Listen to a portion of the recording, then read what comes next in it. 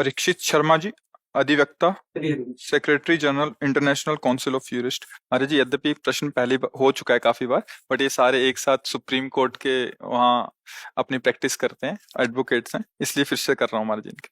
महाराज जी, श्री हरिवंश, आपके चरणों में कोटि कोटि प्रणाम। महाराज जी, हम वकालत के पेशे में हैं, अपराधी अपराध करके आता है, उसकी वकालत करना कितना उचित है? क्या ये मार्ग राधा रानी की प्राप्ति में बाधा नहीं बनेगा? नहीं, इसमें ध्यान देना है। हमें भगवान ने जो सेवा दी है, संपूर्ण सृष्टि श्री भगवान की, पहली बात ये स्वीकार है आपको? ये बात आप मानते हैं कि संपूर्ण सृष्टि का कोई ईश्वर है, कोई महान निर्णायक है, कोई है जो इस पूरी प्रकृति को अपने अधीन करके चलाता है, जिसे भगवान कहते हैं, जिसे ईश्वर कहते हैं? आपकी आस्तिकता में बात है, स्वीकार करते हैं? ठीक है। अब उसने आपको ये वकालत की सेवा दी है, हम सब उसके सेवक हैं, अलग अलग सेवा दी। जैसे मुझे सेवा ये दी तो आपको सेवा होती है, सेवा ही है। जैसे पीछे आपके बैठे हुए हैं हमारे राज कर्मचारी, इनको सेवा दी है। अधर्म करने वाले को दंड देना ये पूजा होगी, हाथ जोड़ना पूजा नहीं होगी। अगर वो चोरी कर रहा है, नीच आचरण कर रहा है, तो इनकी पूजा होगी कि भय युक्त करके उसे धर्म में चलाएं, अधर्म का त्याग करा दें, ये इनकी पूजा बन जाएगी। ऐसे ही आपको न्यायाधीश आपके वचनों के अनुसार ही न्याय करेगा, क्योंकि आपको पॉइंट और प्रमाण दोनों देने होंगे कि अपराधी है या ये निरपराधी है। दोनों पक्ष आपके हाथ में होते हैं। अगर आपको आपके अंदर की प्रेरणा, जो आत्म प्रेरणा कहते हैं, जो भगवत प्रेरणा कहते हैं, वो संबोधन कर रहे कि ये तो अपराधी है, और आपको पॉइंट मिल रहे हैं कि अपराधी है, पर आपको निरपराधी साबित करके उसको बचाने के लिए पैसे दिए जाते हैं, अब आपको सावधान हो जाना है। अगर आप उस पैसे के लोभ में आकर उस निरपराधी को, जिसको आपका हृदय भी कह रहा है और आपका दिमाग भी कह रहा है कि, और वो पैसा आपको अच्छा दे रहा है क्योंकि वो बचना चाहता है, अब आप उस केस को अगर जिताते हैं तो अब आपका अपराध बनता है। वो धन अब आपकी बुद्धि और आपके परिवारजनों की बुद्धि को, स्वास्थ्य को और शांति को बिगाड़ेगा, पक्का। यदि आप श्री लाडली जी की कृपा से यहाँ हैं, इसका प्रश्न इस भाव से कर रहे हैं, तो शास्त्र सम्मत और हृदय सम्मत दोनों बातें है। अगर आपने पता चल गया है कि अधर्मी है ये, इसने गलत आचरण किया है, तो चाहे जो कुछ हो जाए, हम इसको सजा दिला कर रहेंगे। अब पैसा मिले ना मिले, तुम निरपराध हो, हम तुम्हारा साथ देंगे, पैसा हो या ना हो, कि दोबारा कभी अधर्म आचरण ये ऐसे आप जान जो निरपराधों के साथ न कर पाए। आपने ताकत लगा दी, उसको दंड मिला, फांसी मिल गई, आपकी पूजा बन गई। ये सूक्ष्म विषय है। अपराधी को दंड देना आपकी वाणी से होगा, आपके प्रमाण से होगा, क्योंकि न्यायाधीश केवल आपके प्रमाण को ही मानता है। आप जो पॉइंट रखेंगे, आप जो प्रमाण रखेंगे, आपको यही पढ़ाया गया है, और आपने अधर्म का पक्ष लेकर उसे धर्मयुक्त प्रमाणित कर दिया और विजय अधर्म की हुई, तो उसके कारण आप बने ना, तो फिर कारण को तो भुगतना पड़ेगा ना। इसलिए मेरी प्रार्थना है, भले नमक रोटी खाना, पैदल चलना, लेकिन धर्म से चलोगे तो एक दिन ऐसी विजय प्राप्त होगी जो इस लोक और परलोक दोनों में आपको सुख और शांति प्रदान करेगी, समय भले लगे। धर्म से चलने वाले को यह जरूर है कि बगल से आपका ही मित्र निकलेगा बढ़िया गाड़ी में, वो आप हो सकता है पैदल हो, उसके पास हर सुविधा हो सकता है, लेकिन वो सुविधा एक दिन उसके लिए ऐसे प्रपंच की रचना करेगी कि वो जीते जी जलेगा, और ये असुविधा आपकी एक दिन ऐसे सुख शांति मिलेगी कि आपका अपने परिवार में जाकर आपको उसके देख के संतोष होगा, हृदय शीतल रहेगा, और आपको भगवान का संरक्षण मिलेगा। अगर भगवान का संरक्षण है तो फिर कौन बिगाड़ सकता है? तो मुझे लगता है कि अगर आपको पता है कि यह अधर्मी है, फिर आपको साथ नहीं देना चाहिए। पर ये लग जाता है, आज की आधुनिकता को उन्नति मानने वाला हमारा दिमाग इस बात को बड़ी मुश्किल से स्वीकार कर पाएगा, बड़ी मुश्किल से। क्यों? क्योंकि जो अधर्माचरण करने वाले होते हैं उनके पास धन की बाहुल्यता होती है, पढ़ाई की है, पैसा लगाया है, पैसा मिल रहा है, हमें क्या है, बस यही सावधान रहना है। आप कृपा पात्र जन हैं, नहीं तो आपको संतों से या शास्त्रों से, उससे ज्यादा संबंध नहीं। आपको वकालत से और धन से संबंध, आज की जो आधुनिक बुद्धि है। पर आप कृपा पात्र भगवान के हैं। आप यहाँ वृंदावन आए और अपने विषय को निर्विकार करने के लिए आप प्रश्न कर रहे हैं कि निर्दोष वृत्ति से हमारा जीवन कटे, तो आप हमारी प्रार्थना मान लेना। वो पैसा आपका लोक परलोक सब खराब कर देगा। बिल्कुल, आप जिस मार्ग में चल रहे हो, इसमें अगर आप सावधान रहोगे तो ये बहुत बड़ी उपासना बन जाएगी और इसी में आपको भगवत प्राप्ति भी हो जाएगी। आप अपने कर्तव्य का पालन करते हुए नाम जप कीजिए। भगवान का सपोर्ट बहुत बड़ा सपोर्ट होता है, हम लोग जान नहीं पाते। हम लोग धन का सपोर्ट बहुत बड़ा सपोर्ट समझते हैं, लेकिन निश्चित समझिए, करुणा निधान भगवान और सत्य और धर्म, इसका सब कितने दिन का जीवन है? आप बताओ कितने दिन का जीवन है? अपने को अगले सेकंड का निर्णय करने के लिए दिमाग कहा नहीं करता कि हम अगले सेकंड जिएंगे कि नहीं जिएंगे, और हम अधर्म कर ले, पापाचरण कर ले। हो सकता है कोई ऐसा आदमी हो जो एकदम निर्दोष है और आपके वचन से उसको दंड मिल रहा है। अब आपकी हालत क्या करेगा? जो बड़ा न्यायाधीश है वो देख रहा है कि आप जानते हुए भी धन के लोभ से ऐसा ऐसा, तो मुझे लगता है कि भले आपको धन कम मिले, भले आपकी कुर्सी कमजोर हो, लेकिन आप सत्य से चलोगे तो हमारे भगवान की गोद में बैठने लायक बन जाओगे। और वो जिसको स्वीकार कर लिए वही त्रिभुवन में विजय को प्राप्त होता है। बस वो महालक्ष्मी पति है, वो करुणा कर दे तो मारा ऐश्वर्य घूमेगा। अधर्म आचरण से आज तक कभी किसी को सुख प्राप्त नहीं हुआ। इसलिए धर्म से चलिएगा। और बड़ी कृपा है आपके ऊपर कि आप सब नवीन अवस्था को और ऐसी ऐसी बुद्धि, जो तार्किक बुद्धि, वकील का मतलब क्या होता है? जो बात को कई तरह से प्रस्तुत कर सके, बहुत फॉरवर्ड, तेज बुद्धि, सामने वाले की बात पकड़कर उसकी बात में अपनी बात रख देना, वजन करके रख देना। वो बात अगर हमारी बात समझ गई ना, वो ही बुद्धि है। वही समझ गई ना, तो बहुत जोर की बुद्धि है, क्योंकि उसको पकड़ना आता है, पॉइंट पकड़ना आता है। आप ये पॉइंट पकड़ लीजिएगा, भगवान आपके साथ रहेंगे और बड़ा मंगल रहेगा। कोई भी ऐसे नशा, ऐसी गंदी बातें अपने जीवन में नहीं रखनी चाहिए जो हम प्रभु के सामने जाने में सकुचाए। समझ गए आप? मैं कुछ कहना चाह रहा था। हाँ बोल। बस पिछले कई महीनों से आपसे मिलने की इच्छा थी और बस प्रभु से, राधा रानी से उनका नाम जप करते करते वो कहता था कि आपसे मुलाकात हो जाए और ये प्रश्न कैसे भी करके ये प्रश्न आपके समक्ष में रख सकूं। मैं हर पल 24 घंटे में सोचता हूं कि 23 घंटे 20 घंटे जब तक भी मेरा मतलब मैं सोता नहीं हूं तो राधा राधा राधा जपता रहता हूं। लेकिन ना चाहते हुए भी बहुत सारे केसेस सामने आते हैं महाराज जी, जिनको हमें करना पड़ता है।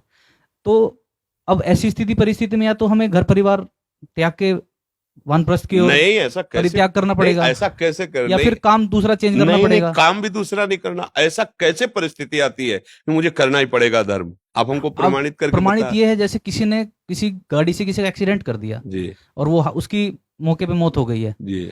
अब उसकी मौके पे मौत हो गई है तो उसका केस वो हमारे पास लेके आया है। अब उसका केस नहीं लड़ेंगे तो भी हमने अधर्म कर दिया है। कोई तो नहीं नहीं नहीं, ऐसा नहीं है कि आप अधर्म कर दिया है। जी नहीं नहीं, अगर आप जानते हैं कि इसकी असावधानी के कारण, उसके भी दो पॉइंट हैं। अगर वो जानबूझ करके उन्मत्त होकर के ठोक रहा है तो वो विशेष अपराधी है, और अनजाने में अचानक हो जाता है ऐसा, तो उसको, वो तो गया ही, अब आप उसको बचा लीजिए। उसको आप अच्छी तरह समझिए। अब ऐसा नहीं कि आप जैसे बोले ना कि या तो ये अवहेलना हो जाएगी, अपनी बुद्धि की अवहेलना हो जाएगी। नहीं, अब हमने देखा वो तो गया, अब ये जो व्यक्ति आया जिसका हमें केस मिला है, ये वास्तविक असावधान, कभी नींद से हो जाता है, कोई कभी ऐसा होता है अचानक चूक हो गई, ऐसा हो जाता है, तो हमें बचा लेना चाहिए। और जब ये कि को उसका उद्देश्य ही था ठोकना, तो तुमने उधर ठोका, अब हमारी समझ में आ गया तो हम तुमको इसकी सजा दिलाएंगे। बात समझ रहे ना? आपकी बुद्धि बहुत फॉरवर्ड है, आप उसको प्रयोग कीजिए। ऐसा नहीं कि कोई आपको फंसा सकता है। अगर हमें समझ में, वो तो गया और आपसे चूक हो गई, वो कहता मेरे से। वकील एक तरह से अपना हृदय हो जाता है उस समय जब हम केस सामने रखते हैं, कि हमको अपनी साफ साफ बात पूरी कह देनी चाहिए। तो जो लोग छल कपटी और ड्रामेबाज होते हैं ना, वो नेत्र से समझ में आ जाते हैं। तो उनका विशेष पैसे पर होगा जोर, ध्यान देना। वो आपको विशेष पैसे पर प्रभावित करेंगे। और जिस आदमी से चूक हो गई, उसके वचन में, उसकी चेष्टा में दैन्यता होगी, बचा लीजिए, मैं नहीं चाहता था, अचानक ऐसी घटना हो गई, अब वो तो गया, अब इसको बचा लीजिए, आगे से गलती ना करे और सावधानी से बचा लीजिए और उसका पक्ष लीजिए, तो अधर्म कैसे हो जाएगा। और जब हम जान रहे हैं कि पहले ही हमको कह रहे जितना पैसा लगेगा हम लगाएंगे, तो ऐसा क्यों बोल रहा है, इसका मतलब है इसमें कुछ गलती है। अब अगर गलती है तो हम केस नहीं लेंगे, बात है इसमें समझना है। ऐसा नहीं कि विश्व में ऐसे केस आते ही नहीं है कि अगर हम धर्म से चलेंगे तो केस ही नहीं मिलेंगे, ऐसा नहीं है, ऐसा नहीं। मतलब अगर ऐसी बात आप अपने मन में रखेंगे तो फिर निराशा जागृत हो जाएगी। हम निराश नहीं होने देंगे, हम निराश नहीं होंगे अपने, ना मन को ना बुद्धि को। ऐसा नहीं है कि धर्म का क्षेत्र है ही नहीं। कभी कभी ऐसी घटना हो जाती है कि जो अपराधी है वास्तविक अपराध किया है, लेकिन वो ना कभी आगे अपराध करना चाहता, ना पीछे कभी अपराध किया है, ऐसी भी है। संयोगवशात ऐसा अपराध हो गया है और आपकी समझ में बात आ गई है, आप उसको बचा लीजिए, वो आगे से अपराध नहीं करेगा। ऐसे भी है, हो गया, पक्का हो गया है, पर हमारी इच्छा नहीं थी, ना पीछे कभी किया। अगर इस बार बचा लीजिए तो आगे भी कभी नहीं करेंगे, तो बचा लेना चाहिए, क्योंकि उससे गलती पहली बार हुई। और जिनका व्यापार है गलती करना, वो हाँ, वो तो अपने आप आपको पता चले, उनकी पहली शर्त होगी पैसा। ध्यान देना, जो विशेष अपराधी होते हैं, जिनका केवल व्यसन ही होता है यही, तो उनकी बात होगी, पहले आपके सामने ये शर्त रखी जाएगी, आप जितना चाहें, बस वहां समझ लीजिए कि अब यहाँ ये आता जानकारी। है महाराज जी, हाँ लेकिन उसको हम ठुकरा ही देते हैं, हाँ बस उसको हम ठुकरा ही देते हैं। जी। महाराज जी, जैसे मैं नाम जप करता हूँ तो उसके बाद मैं विचलित रहता हूँ, बहुत ज्यादा विचलित रहता हूँ मैं, 2-2 3-3 घंटे तक, 4-4 घंटे तक मेरा जो कंट्रोल नहीं रहता दिमाग बिल्कुल भी। देखो, इसको बात समझना होगा, नाम एक तेजाब है, वो जब मन में जाता है तो उसकी वासनाओं को भस्म करता है। मन की जो ताकत है हमें परास्त करने की, वो है वासना, वो वासना के द्वारा हमको अधीन किए हुए है। और जब नाम जाएगा तो वासना को भस्म करता है, तो एक जलन पैदा होती है, जितनी गंदगी होती है वो सामने आती है। भजन ना करने पर तुम्हें उतनी गंदगी नहीं लगेगी, और जहां भजन आपने शुरू किया तो आपके गंदे विचार, गंदे आचरण जितना जमा वो सब सामने आना शुरू हुआ। वो आपको परास्त करने की चेष्टा कर रहा है, आपको हटना नहीं है। यही नाम उसको भस्म कर, आपको विचलित नहीं होना, थोड़ा समझना है। जैसे 1 लाख मैसेज किसी ने हमको किए हैं उसी नंबर से, और हम डिलीट शुरू करें एक एक, तो हमें 1 लाख बार वही व्यक्ति का मैसेज दिखाई देगा। अब हम लगेंगे कि क्या हम इतने आधा घंटा से डिलीट करें, अभी तक डिलीट ही नहीं हुआ क्या।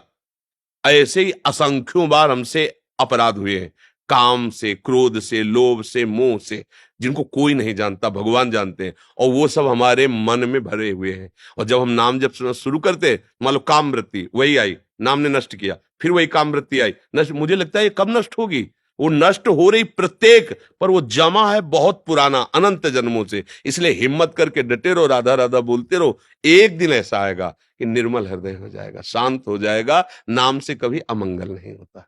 जी। देखो भाई, लाला कुछ कहना चाहता है, क्या कहना चाहते बेटा। आपने जैसे बोला कि जब कोई पैसा देता है तो नहीं करना चाहिए, जैसे कि वो ब्लैकमेल भी करता है कि आपको मार देंगे, तो फिर क्या करना चाहिए? भगवान उसके रक्षक होते हैं बच्चा, भगवान उसकी रक्षा करते हैं। हम आपके इस प्रश्न का बहुत आदर करते हैं, और भगवान की बड़ी कृपा है कि आपने बड़ी सूक्ष्मता से बात पकड़ी। उसकी रक्षा भगवान करो सदा तिनके रखवारी, जिम बालक राखे महतारी। और जब भगवान रक्षा करते तो कोई पैदा नहीं हुआ त्रिभुवन में कि मार सके, पक्की बात समझ लेना, त्रिभुवन में कोई पैदा नहीं हुआ। हम कई बार वो घटना सुनाते हैं, हमारे एक मित्र महात्मा थे जो मौन रहते थे और गंगा की परिक्रमा करते थे। तो शाम का समय था, वो गंगा जी के किनारे भ्रमण और मौन रहते थे। अब गंगा किनारे जो महात्मा भ्रमण करते, बड़ा ही अकिंचन स्वरूप होता है, और उधर कुछ विधर्मी, अन्य धर्मावलंबी वो बैठे हुए थे। तो उन्होंने देखा कि बाबा जी जा रहा है, हिंदू धर्मावलंबी, बुलाए। तो संत बहुत सीधे सरल होते, वो नजदीक पहुंच गए। तो 5 6 8 ऐसे सब नौजवान थे। तो देखा कि शाम होने जाए, बोले से मारा जाए। तो उन महात्मा ने हमसे बात करते थे, तो उनका हमारे मन में आया कि आज हमारा अंतिम समय भगवान ने निश्चय कर दिया है। आंख मूंदा और बस नाम जप करने लगे कि अब ये लोग मारेंगे। अब जो संध्या का समय है, गंगा किनारा है, तो मौज ली जाए, इसको मारा जाए, अब गाली देना और ऐसा। बोले हमने आंख मूंदी, बस निश्चय किया अब हमारा अंतिम समय। उनमें से एक बोला, मार के दिखाओ तुम। देखो देखो वो मालिक बैठा है, उन्होंने कहा मार के दिखाओ तुम। इसने क्या अपराध किया भाई, क्या बोला है इसने, तुम ऐसे कैसे मार दोगे? बोले तुम्हारे रिश्तेदार लगता है। आपस में थप्पड़ चलने लगे, महात्मा निकल गए। कोई नहीं, कुछ नहीं हुआ। वो कौन था बीच में जो टोक दिया? भगवान टोकते हैं। यदि आपका पूर्व का पाप है और समय समाप्त हो चुका है तो मारे न मारे, आपका समय समाप्त हो चुका है। और यदि नहीं तो आप खुला चले जाओ, कोई मार ही नहीं सकता, पक्का समझ लो। भगवान रक्षक है, बिल्कुल उसे नहीं मारते। भगवान रक्षक है, भगवान रक्षा करते हैं तो कैसे कैसे तुम्हें बताए। जीवन में हमने खुद देखे हैं कैसे कैसे भगवान रक्षा करते हैं, ऐसे कि केवल भगवान ही रक्षा कर सकते थे, केवल भगवान ही बचा सकते थे। तो दृश्य देखे हमने, भगवान बहुत कृपाल है। इसलिए पहला माला इसको पहनाओ, क्योंकि तुम इतनी एकाग्रता से सुनते रहो, ऐसा पॉइंट निकाला जो ये भी नहीं निकाल पाए। हमें इस बात का सुख है कि आप सब नवीन अवस्था के और सत शास्त्रों की सम्मति से चलना चाहते हैं। ये हमारे ऊपर आप कृपा कर रहे हैं। ये मतलब जैसे ना बेटा दूध पी ले तो माँ दुलार करती कि तूने हम पे कृपा की, तूने दूध पी लिया, ला अब तू स्वस्थ रहेगा, अच्छा रहेगा। ऐसे ही हमारा हृदय प्रसन्न हो जाता है, क्योंकि आप जैसे हमसे किसी ने प्रश्न उसमें किया कि आप विशिष्ट जनों को ही माला क्यों पहनाते हैं, सबको माला पहनाइए। तो पहली बात है, हम किसी से पैसे लेते नहीं हैं। अगर आप 100 रुपया चढ़ा दिए तो हम 250-300 महात्मा है, दाल रोटी जो है उसी से खा लेते हैं। मांगना नहीं, कोई टैक्स किसी तरह का कहीं कुछ नहीं भरना, कोई पर्ची पुर्चा, कोई ड्रामेबाजी नहीं कि भाई वहां दान पेटी रखी, हाँ ऐसा कुछ नहीं। आप चढ़ा दिए, वो मन में आया तो, अगर हमको लगा कि नहीं लेना चाहिए तो आपको वापस कर देंगे, नहीं चाहिए। अगर हमारी श्री जी बोली हाँ ठीक है तो रख लिया। 2-4 माला बनवा के प्रसादी करवा के रखवा लिए। अच्छा, आप अगर प्रसादी पाए और आनंदित हुए तो आप सैकड़ों को बचा लेंगे। तुम्हें माला नहीं पहना, लेकिन तुम्हें जो बचा सकता है उसको हम भागवतिक बुद्धि से श्रद्धावान कर रहे हैं। अगर आप धर्मात्मा हो गए, आप ठीक से चलोगे तो हजारों को बचा सकते हो, इसलिए हम आपको माला पहनाते हैं। आप हमारी समाज की रक्षा करते हो, रात दिन आप खड़े हो ड्यूटी पे, अगर आप ठीक से चलोगे तो हमारी समाज सुखी रहेगी, इसलिए हम माला पहनाते हैं। पर इतना नहीं हमारे पास कि हम तुम्हारे स्वागत के लिए 1500 माला बनवा कर हमारे पास नहीं। सब बात है, हमारे पास नहीं है कि हम सबको जैसे पहला सकेला। हमारे पास 2-4 माला रोज बनवा के प्रसादी कर लेते, कोई विशिष्ट जल है तो नहीं। लोगों को लगता है ना कि विशिष्ट जनों को क्यों माला पहनाते हैं, इसीलिए पहनाते हैं। दर्शन मात्र ही हमारे लिए सब कुछ है। आपके दर्शन हो गए, हमारे भाग्य को, और कुछ नहीं चाहिए महाराज।